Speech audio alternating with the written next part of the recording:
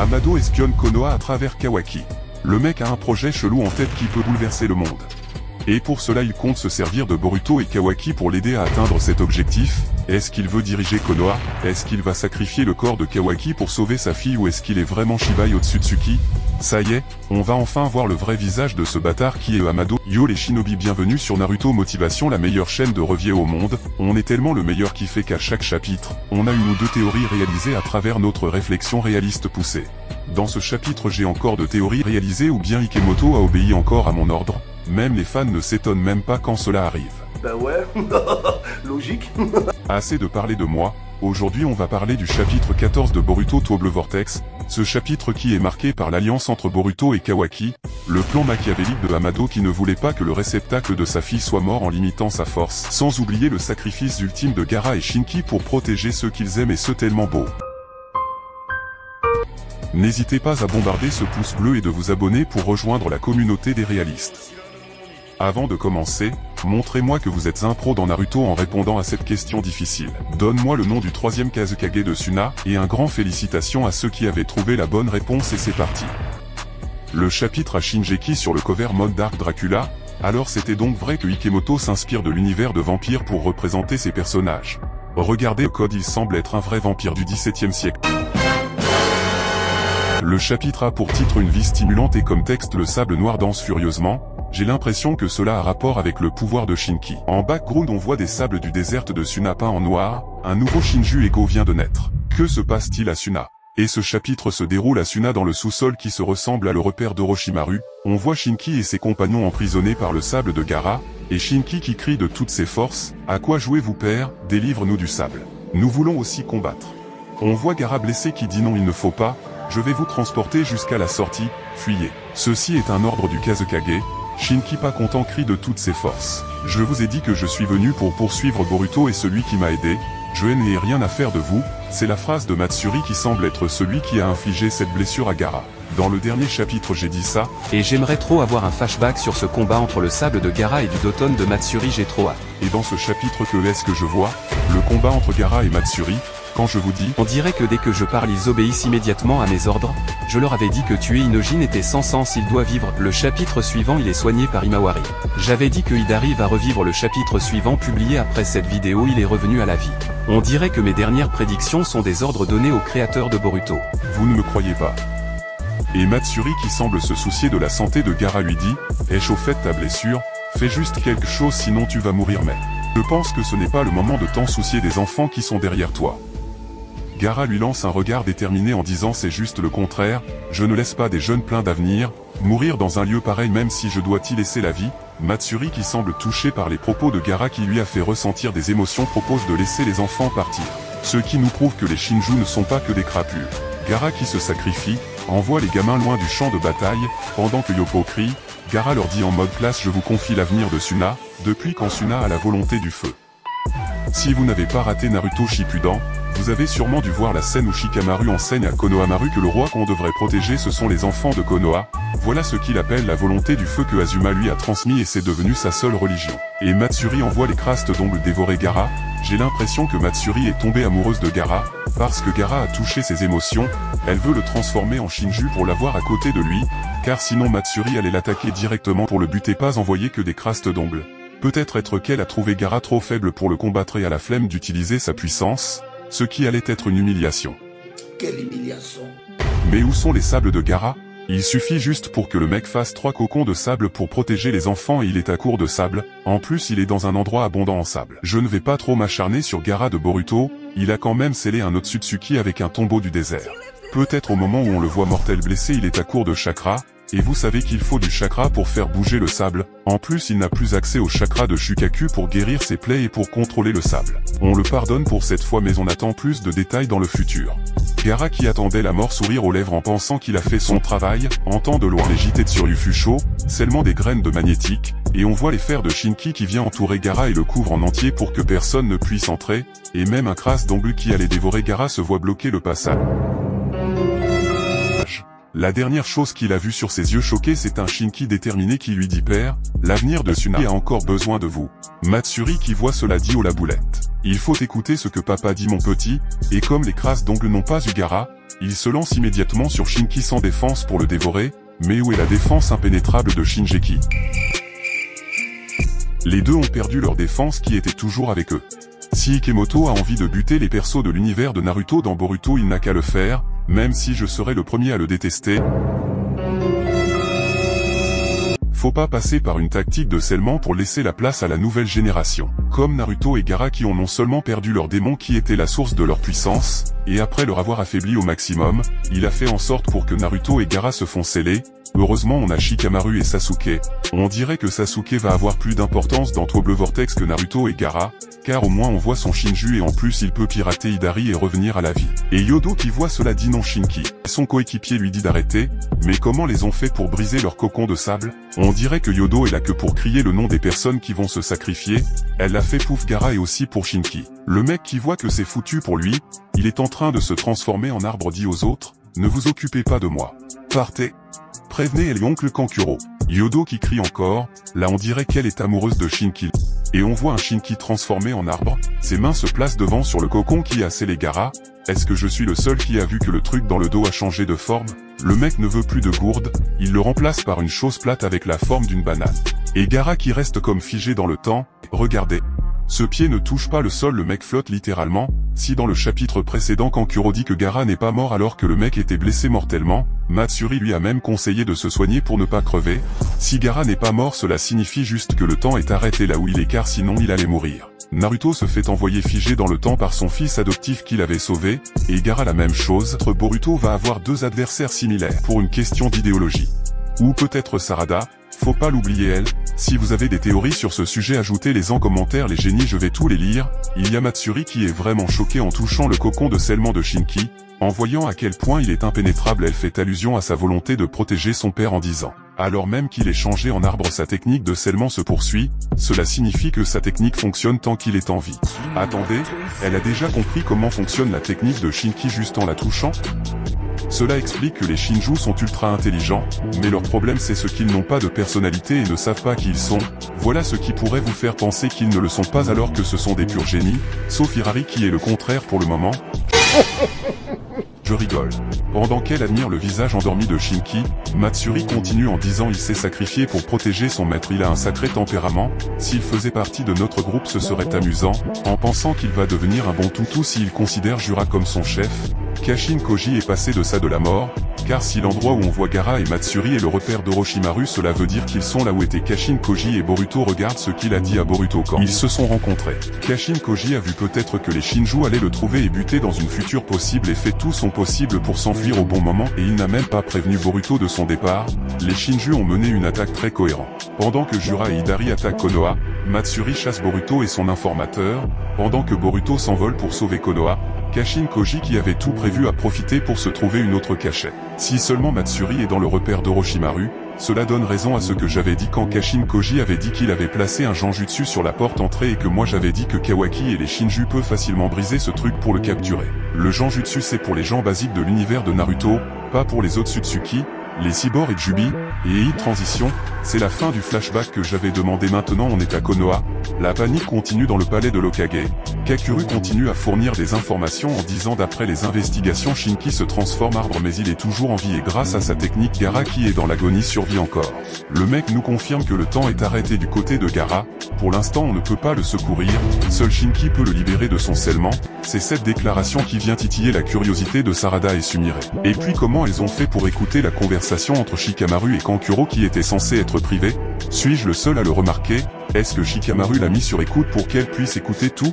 Bref, Kankuro continue en disant qu'il veut que Shinki retrouve son état d'origine pour sauver Gaara, et demande à Shikamaru s'il sait comment le faire. Shikamaru qui a tout compris lui dit t'inquiète mec, j'ai compris la situation, laisse-moi vérifier une chose, après c'est fait un individu ayant le même chakra Shinki n'aurait pas été détecté dans les environs, et Sumire qui retient son souffle. Kakuro répond non, pour l'instant je n'ai pas encore reçu des informations de ce genre, Shikamaru lui dit que ça va pour le moment mais, il doit garder ça en tête, et lui rassure avec un gros mensonge en disant pour l'état d'arbre on est actuellement en train de chercher, on analyse les informations et on réfléchit à une stratégie, dès qu'on trouve quelque chose on vous le transmet. Dis-le juste que Shinki est devenu un Shinju Ego qui a pour l'intention de dévorer Gaara, Tôt ou tard il va attaquer Suna et pour sauver Shinki il faut juste tuer son Shinju Ego. Peut-être il ne voulait pas que l'autre s'inquiète et ne parle pas tant qu'il n'a pas toutes les informations comme comment utiliser le Tojedama pour libérer les personnes transformées en arbres. Kakuro lui dit qu'il le fait confiance et pour l'instant il ne doit rien dire à Temari en disant je ne veux pas l'inquiéter tu comprends. Il sait bien que Gaara est le chouchou de Temari, il ne veut pas qu'elle sache qu'il se trouve scellé au bord de la mort. Sinon Temari va péter le plomb. Shikamaru qui comprend tout dit oui ça marche. Une fois l'appel terminé on voit enfin pourquoi Sarada et Sumire avaient accès à leur discussion, c'était juste une radio de communication, à peine que Shikamaru l'éteint, Sarada dit oh non, ils vont être encore plus nombreux. Ils auront un autre allié, Shikamaru lui dit qu'il devrait réfléchir à cette éventualité, et leur donne un ordre en disant si Boruto vous contacte prévenez-moi peu importe la teneur pour l'instant on a besoin d'informations, les filles lui répondent compris et pendant qu'elles partent, on voit le crapaud de Kashin Koji derrière le bureau de Shikamaru. Le mec a compris qu'il est dans la merde là, va-t-il trouver une autre cachette vu que les Shinju le cherchent? Et il devrait aussi donner à Shikamaru plus d'informations sur comment faire revenir les personnes transformées en arbres. Pas besoin de Boruto, mais si Kawaki voit ce crapaud au palais il est foutu. De l'autre côté on voit le Shinju de Shinki qui se met debout avec une sorte de talon avec les pieds, dans cette famille il y a que Matsuri qui a des pieds normaux, l'un est né avec des sabots, l'un est né avec des mains à la place des pieds, et le dernier est né avec un accompagnement de doigts et de talons. Il regarde Jura et lui dit mec Ryu est mon nom. Jura lui dit en croisant les pieds oui, c'est moi qui l'ai trouvé, c'est l'information la plus basique et nécessaire qui soit pour établir ton identité. J'ai l'impression que les Shinju représentent l'évolution des machines de notre époque, spécialement l'intelligence artificielle. Car les Shinjus ne parlent que des données et des informations, on dirait que ce sont des robots qui essaient de ressentir des émotions humaines. Tout comme Kishimoto s'est inspiré des bombes nucléaires pour créer les Shinju, Ikemoto peut bien le faire aussi avec l'IA et les robots. Bravo, vous êtes sur internet. Et si c'est vrai cela peut expliquer que le système des Shinju peut être piraté ou rencontrer des virus, Sasuke pourrait bien pirater le corps de Hidari qui dis-je, on va le suivre de loin Ryu qui semble avoir compris dit tu as bien compris qui je suis Jura, ça me plaît bien. Matsuri qui ne comprend pas l'attitude de Ryu envers Jura réplique en disant il se prend pour qui au juste. T'es qui toi? Et Ryu lui dit de la fermer. Et on le voit qui fait un signe avec un doigt super concentré. Et tout d'un coup on voit un truc qui sort dans son dos, et Hidari qui suit ce qu'il fait avec attention. De jour en jour je vois que Hirari me paraît louche, un casier pour nous montre Hidari qui suit l'action de Ryu avec attention me paraît vraiment louche. Je suis sûr qu'il cache quelque chose. Et le truc dans le dos de Ryu descend à côté du cube et attrape Code qui était en train de les espionner avec son œil, en voyant la réaction de Bug et Matsuri on dirait qu'ils savaient déjà que Code était là. Code qui voit qu'il est en train de se faire étrangler crie lâche-moi fais chier. Et Ryu demande aux autres qui est ce type louche, il était en train de fouiner dans le coin. Pour prouver qu'il avait ressenti la présence de Code il sait rien lâche-le, pour eux Code soi-disant plus fort que Gigan ne représente rien à leurs yeux. Mais jusqu'où les Shinju sont forts? Jura qui prend sa défense en disant qu'il se nomme Code, nous tous qui sont présents ici sommes redevables envers lui. Au moins les Shinju ont la reconnaissance. En voyant cela Ryu le relâche en disant eh bien d'accord. Jura lui dit Mister Code, que fais-tu ici? Tu veux nous voir? Et Code qui se sent humilié se dit merde. Comment ça je veux vous voir? Que est ce que vous avez en tête? Vous n'avez pas l'intention de dévorer les Otsutsuki? Jura le répond calmement nous comptons le faire jusqu'à la fin. Pour l'instant nous avons d'autres priorités, c'est pour cela nous avons mis volontairement de côté les Otsutsuki. Il poursuit par une proposition en disant tu veux tuer Boruto pas vrai? Pour nous aussi il doit être éliminé, si tu veux le tuer tu peux le faire, Kawaki nous suffit comme nourriture. À ne pas oublier que pour Code Boruto et Kawaki, comme il détestait Kawaki dans le passé, maintenant que son cerveau a été tourné il pense que c'est Boruto le gamin qui lui a tout pris, revenons. Code répond par une question et, c'est toi qui décides maintenant. Tu te prends pour qui mec? C'est à moi seul de décider qui tu es, vous les monstres concentrez-vous sur le Otsutsuki pour les dévorer. J'ai l'impression que Code est victime du syndrome de supériorité. Même quand il se fait humilier par quelqu'un il garde toujours son orgueil, peut-être pense-t-il que si le grand Ishiki lui demande de devenir un Otsutsuki en dévorant le fruit il est supérieur aux autres espèces même quand il n'a pas leur niveau et regarde comme il essaie de recadrer les Shinju. Vous savez que Code et Jubi ont une relation complexe, ils se connaissent vraiment tous les deux, sur Gigan c'était lui qui surveillait Jubi, c'était son animal de compagnie avec qui il raconte sa peine, son frustration, et quand Ishiki est mort c'est lui qui manipulait Jubi pour ses expériences. On s'en souvient tous des expériences comme diviser Jubi et mettre sa bouche et son œil sur Jubi pour communiquer de loin avec Bug, c'est tous ces expériences qui ont amené à l'évolution des mini-Jubi à la parole et à la vue tout ça, sans oublier son chakra et son sang qui leur font évoluer à grande vitesse. Code met en garde Jura en disant, C'est moi qui mangera le fruit du chakra pour devenir le nouvel Otsutsuki et succéder à la volonté d'Ishiki, ne l'oubliez pas. Et Jura prend son temps pour le regarder et se fout de sa gueule en disant H le fruit du chakra, une haute densité d'énergie et un bloc contenant les informations génétiques de toute forme de vie sur cette planète. Je me demande ce qui arriverait si c'est nous qui le mangeons, et là une pression immense s'installe. Entre les Shinju et Code, Matsuri, Bug et Hidari lui fout un regard qui lui fout la trouille, et la Code pète un plomb, et il dit et toi, tu es en train de me dire que tu t'opposes à moi? Je pense que tu as besoin d'avoir mal pour comprendre. Code plonge sa main dans un marque de griffe, le fait sortir dans le vêtement de Jura qui est fait en marque de téléportation pour fourrer ses doigts dans ses yeux, et en un éclair on voit le main de Code s'envoler en recevant un mini-orbe classique. Et Code choqué assiste la scène en voyant sa main s'envoler et tomber calmement devant Jura. Code commence à crier de douleur, rappelons que Code a activé son Kama blanc, donc un Code à 100% se fait agresser à sa main droite en une seconde par une créature qu'il pensait être inférieure à lui. Et Code passe de le chef qui donne des ordres, à le subalterne qui obéit aux ordres de son chef. Nous sommes humiliés. Jura toujours les pieds croisés, sans faire de mouvement dit je te suis reconnaissant Code, c'est toi qui nous avais offert la liberté de penser, c'est grâce à toi que l'on jouit de journées stimulantes. Il regarde Code qui gémit dans la douleur et prie pitié de lui en disant mon pauvre Code, je pense que ta vie manque un peu de stimulation, vu que tu es notre sauveur, c'est avec un grand respect que je vais te donner une tâche. Code mal en point le regarde en disant fais chier. Il poursuit en disant Boruto Uzumaki de même que la personne qui l'aide qu'on ne connaît pas l'identité, retrouve ces deux-là et tuez-les. Cela prouve qu'ils ne savent pas encore qui est l'associé de Boruto. Et si vous vous posiez la question pourquoi veut-il tuer Boruto maintenant? C'est simple, comme Code leur donne l'opportunité de vivre des moments stimulants. Boruto lui au contraire veut leur priver de cette vie. Et si Boruto connaît leurs points faibles il peut leur tuer, et pour cela Boruto doit périr ainsi que son allié, c'est juste leur instinct de survie qui les guide. Pendant que Code fait des petits caprices, Jura lui dit avec sa ta vie monotone qui ne change pas va devenir un peu stimulante non? Pour stopper l'hémorragie Code place une marque de griffe sur la blessure. Pendant qu'il gémit il y a Mamushi qui lui dit en toute franchise je ne sais pas pourquoi, mais quand je te vois si pitoyable ça me soulage. Code énervé, déjà il a une douleur atroce et Mamushi vient se moquer de lui, tout en buguant le mec dit vous foutez de moi espèce d'ordure. Réponse à Jura en disant vous n'avez pas besoin de me le dire, je vais tuer Boruto ainsi que son allié, et la fin dit à Jura de respecter leur contrat en le laissant le fruit divin s'il arrive à accomplir la mission. Jura dans un air rigolo dit à Code, t'inquiète mec on te soutient, fais de ton mieux, j'ai hâte de voir où te mènera ton destin. Code qui voit à quel point il se fait ridiculiser leur dit, c'est ça rier, mais celui qui rira en dernier c'est moi. Et on nous montre encore une case où Hidari seul est en train de suivre les gestes de Code. Est-ce que Hidari veut se déplacer comme lui? On sait que contrairement à Code il utilise très mal les marques de griffes, ou peut-être Sasuke qui s'inquiète en voyant Code partir tuer son cher disciple. Ikemoto nous cache une chose avec Hidari, mais t'inquiète je vais la voir, je vous vois Ikemoto. Peut-être que vous ne le savez pas mais, dans une de mes vidéos de prédiction j'avais dit de ne pas oublier Code il va sûrement arriver pour gâter les choses, et dans ce chapitre on voit qu'il a tenté une chose et se fait humilier par Jura, mais on voit qu'on lui offre l'opportunité de déranger le héros. Maintenant on sait qu'il va potentiellement tuer Kashin Koji est le plus faible, et vu que les Shinju ont donné pour mission à Code de pourchasser Boruto et son allié, ils vont potentiellement arrêter de chercher Kashin Koji. Et Code va potentiellement attaquer Boruto quand il aurait pensé avoir réussi une chose mais il ne peut pas le tuer ou il va attaquer mortellement Kashin Koji car il n'a jamais vu Boruto se fait tuer par Code et d'après son regard on dirait qu'il voit que son heure est proche. Mais ajouter ça en tête Code va sûrement faire quelque chose de grand à l'avenir pour embêter les autres en attendant la réalisation de cette théorie.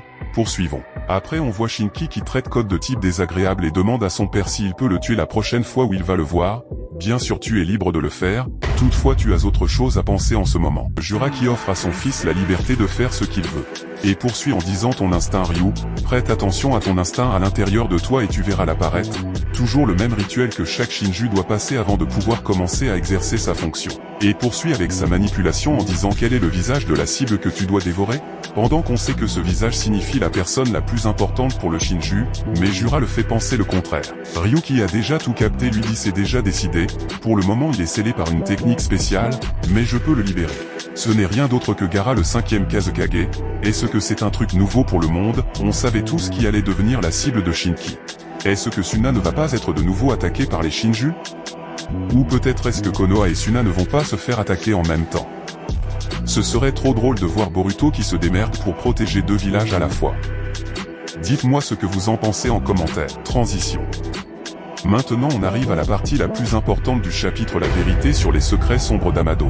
On nous montre pour la première fois la tête des Hokage, spécialement Minato, Tsunade, Kakashi et Naruto. Que est-ce qu'il essaie de nous dire avec ce signe?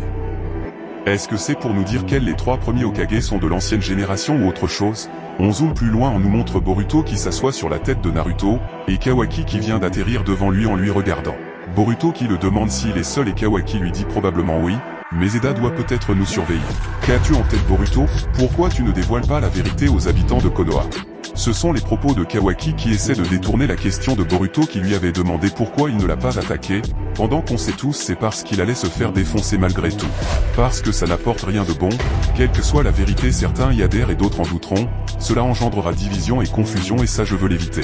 Boruto semble plutôt réaliste en répondant à cette question car il a forcément raison, s'il dénonce Kawaki cela va ne créer que des confusions à Konoha divisé et Boruto évite que Konoha va mal pendant que politiquement tout va mal.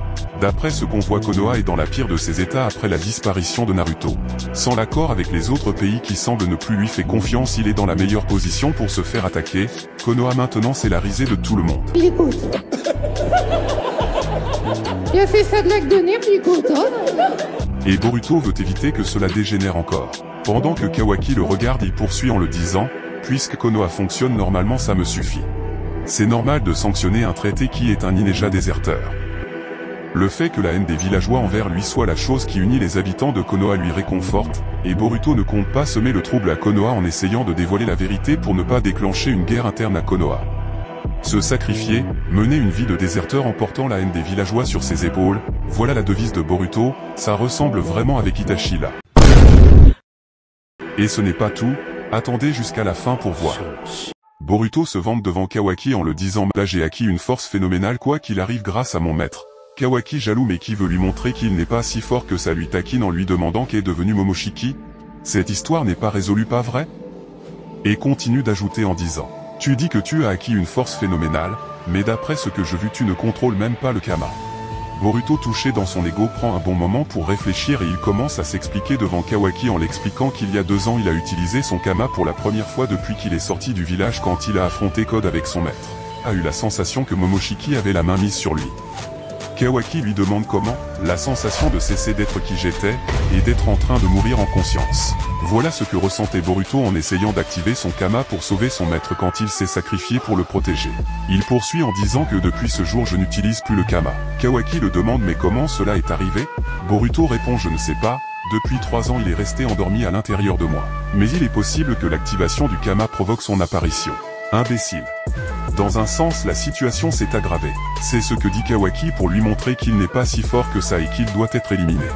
Boruto malin change le sujet en disant Kawaki ce ne serait pas facile de battre les Shinju et surtout leur chef Jura. Boruto lui propose une alliance en disant seul je ne pourrais rien faire contre lui, j'ai besoin de votre puissance. Kawaki qui a tout compris lui dit Ei, c'est pas la peine d'esquiver le sujet, on parlait de Momoshiki là. Boruto lui fait savoir que la priorité est de vaincre les Shinju humains et rassure en disant « T'inquiète quand tout serait fini si je perds la maîtrise de moi-même n'hésitez pas à me tuer ». C'est la 2e fois que Boruto fait cette promesse à Kawaki, la première fois Momoshiki l'a sauvé et on ne sait pas ce qui va se passer à la suite. Je pense que Boruto ne va pas se laisser tuer cette fois-ci. Boruto révèle la vraie visage de Amado. Écoute, de toute façon tu dois devenir plus fort.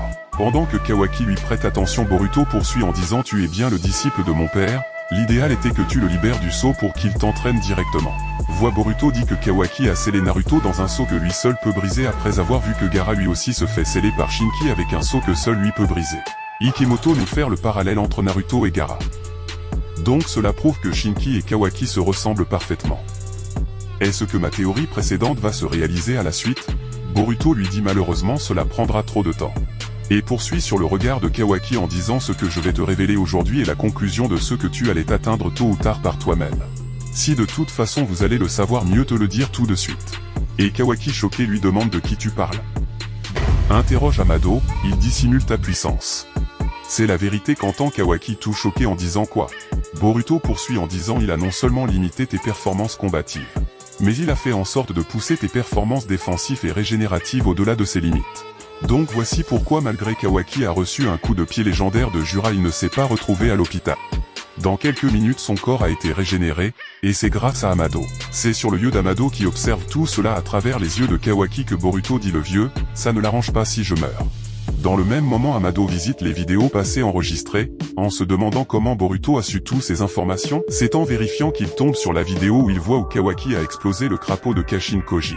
Il se dit que ce petit gamma était donc vrai. Même si c'était le cas, il serait impossible de penser que Kashin Koji est encore en vie. Il continue à penser en se disant même si c'était le cas quel est son but aujourd'hui. Mon cher Kashin Koji, tu es dans la sauce. Maintenant Hamada vient d'être ajouté sur la liste des personnes qui veulent te capturer. Et dans une vidéo je parlais d'un accord entre Amado et Kawaki pourrait mener à capturer Kashin Koji. Bon, j'attends la suite. Maintenant ce temps Boruto continue à bombarder Kawaki de vérité en disant Amado a besoin de ton Kama dans un but personnel, il a modifié tes capacités pour que tu ne meurs pas, mais il n'avait pas anticipé l'attaque de Kobe. Et Boruto se lève en disant interroge Amado si tu penses que je mens, je dois me barrer là. Kawaki dit Boruto, je n'ai pas changé d'avis, les Otsutsuki sont la source du mal et il doit périr, si les Shinjus et Jubi sont là c'est parce qu'ils l'ont ramené, ces présences doivent disparaître toi y compris moi. Cela me donne raison sur ce que j'avais fait dans ma dernière vidéo où j'ai comparé Kawaki à Donald Trump. Pour Kawaki les Otsutsuki sont les seuls dangers pour le monde que ce soit lui ou son frère, ils doivent périr. Heureusement il y a la menace Shinju qui lui fout une claque qui lui fait résigner de les placer en priorité pour cette fois. Il dit à Boruto pour commencer il se débarrasse des Shinjus humains qui nous gênent, mais au moins il reconnaît qu'ils doivent les éliminer en premier. Il poursuit en disant peu importe les moyens je peux me rallier à nouveau avec toi. Boruto lui regarde et dit t'as pas intérêt à me retarder frère, toi aussi imbécile. C'est comme ça Kawaki traite Boruto. C'est sur ces phrases que le chapitre se termine et j'ai trop hâte de voir la suite. Déjà on a la face cachée de Amado, que veut-il? On sait maintenant et à observer tout ce qui se passe à Konoha à travers Kawaki et comme il voit tout il sait désormais que Naruto n'est pas mort. Il joue juste le rôle d'un personnage qui a perdu sa mémoire qui utilise la logique pour démontrer que ses souvenirs ont été modifiés quand il a su que Shikamaru l'observe et en vérité il sait désormais tout ce qui trame et le mec a fait en sorte pour devenir un pilier de Konoha jusqu'à assister à l'interrogatoire secrète de Boruto. Ce qui est réservé qu'aux dirigeants. J'ai l'impression que Amado va utiliser toutes ces informations pour mener Konoha en bateau. Je ne pense pas qu'il veut diriger Konoha en tant que Hokage comme les autres, mais j'ai l'impression qu'il veut devenir celui qui dirige Konoha dans l'ombre et aussi l'avenir de ce monde vu qu'on le voit qui ne veut pas que ni Kawaki ni Boruto soient morts. Une théorie drôle que j'ai créée qui fait savoir qu'il veut réveiller sa fille à travers Kawaki et offrir Boruto à Jubi pour dévorer le fruit. Et il y a une autre théorie qui circule sur les réseaux sur le fait qu'il est le vrai corps de Shibe. Et moi j'ajoute qu'il a besoin du corps de Boruto et Kawaki pour ressusciter car on sait qu'un être a 3 corps. Dans ma vidéo où je parlais du Kama de Kawaki et Boruto je fais savoir que Kawaki est le corps naturel et Boruto spirituel de Shibai. Une fois réunis il veut ressusciter. Je l'ajoute si en cas où cette théorie qui fait de Amado est le corps de Shibai. Ou peut-être il est juste un mec qui veut ressusciter sa fille. Vous croyez vous mais pas moi, Amado est trop bizarre pour ne vouloir que sauver sa fille. Alors dites-moi quelle est la meilleure théorie en commentaire. Déjà on a un Boruto orphelin qui a perdu sa maison car si Matsuri et Gaara se trouvaient dans le repère d'Orochimaru cela prouve qu'ils sont là où Boruto et Kashin Koji se séjournaient et ils doivent trouver une autre cachette. En plus des parallèles entre Gaara et Naruto ce chapitre est un classique. Est-ce que Suna va se faire attaquer? Est-ce que Amado va faire tomber Shikamaru? Est-ce que l'alliance Boruto et Kawaki va réussir? On aura la réponse dans le prochain chapitre de Boruto To Bleu Vortex, alors n'hésitez pas à bombarder ce pouce bleu et de vous abonner pour rejoindre la communauté des réalistes. Viva Naruto!